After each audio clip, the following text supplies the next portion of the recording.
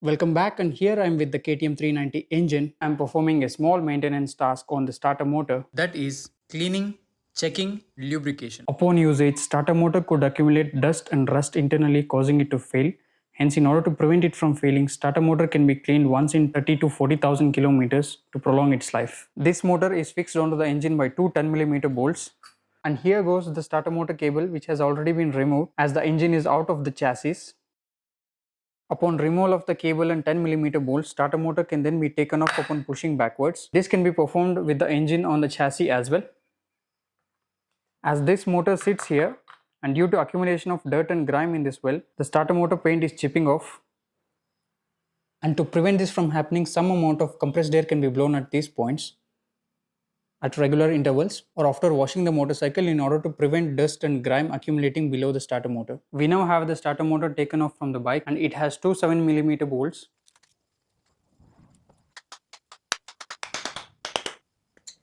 The cap is off, and then comes the coil.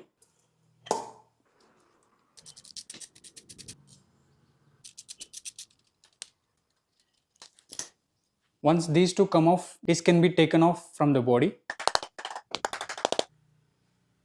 This was the amount of dust which was in the brushes and this magnet.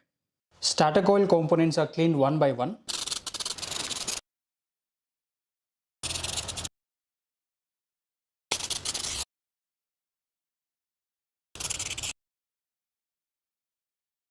These components are further treated with diesel for a proper cleaning.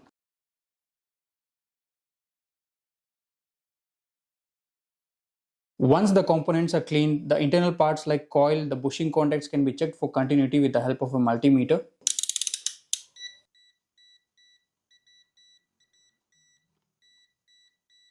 Followed by the coil.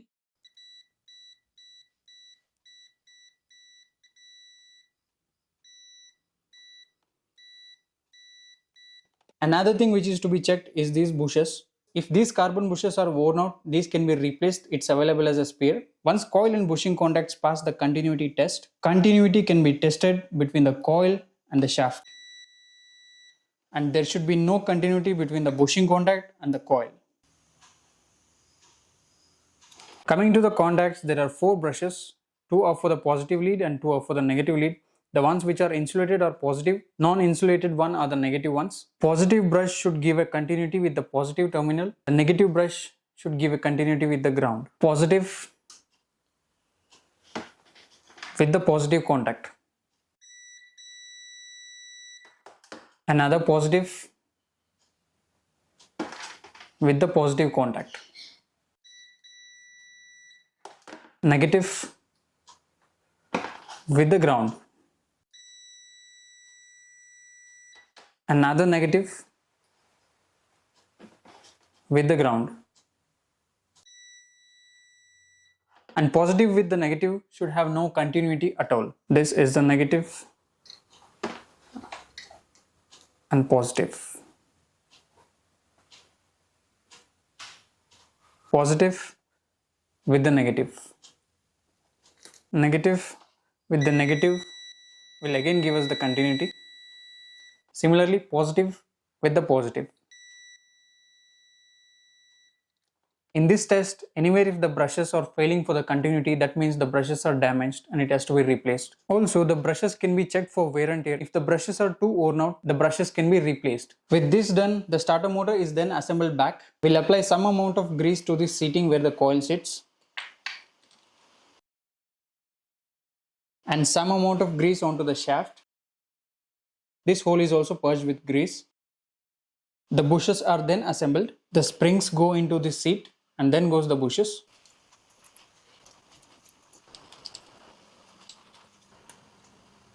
So the coil is fixed. There is a rubber o-ring at the positive terminal. As this is the positive terminal, this should not have contact with the body. Some amount of sealant is applied at these 2 points. Excess sealant is wiped off.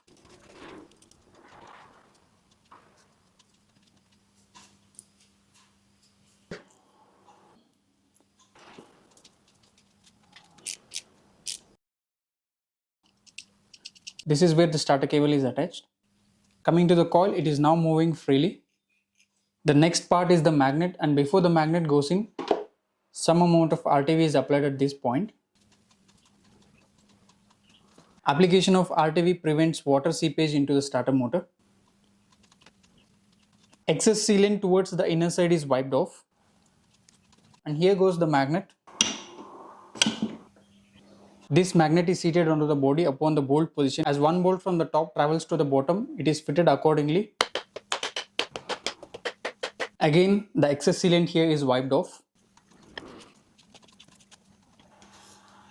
Now goes the front end of the starter, and before we fit this in, there is a roller bearing inside. This roller bearing has to be lubricated. This goes onto the motor, and there is a direction indication on the starter body. Here goes the fitting bolt. So as per this cap has to be fixed. There is also a reference mark on the cap. So these two and this one has to be parallel. And before this goes in, again sealant is applied at this point. Sealant on the internal surface is wiped off.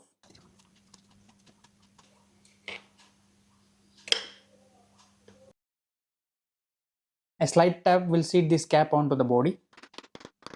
Excess sealant on the outside is wiped off. These two bolts fasten the starter components. Before we put this on, some amount of sealant is applied at this point and this point.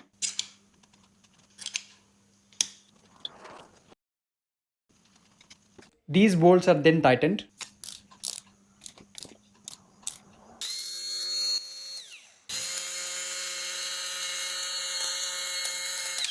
And this is how the starter motor can be serviced. Many thanks for watching. See you in the next video.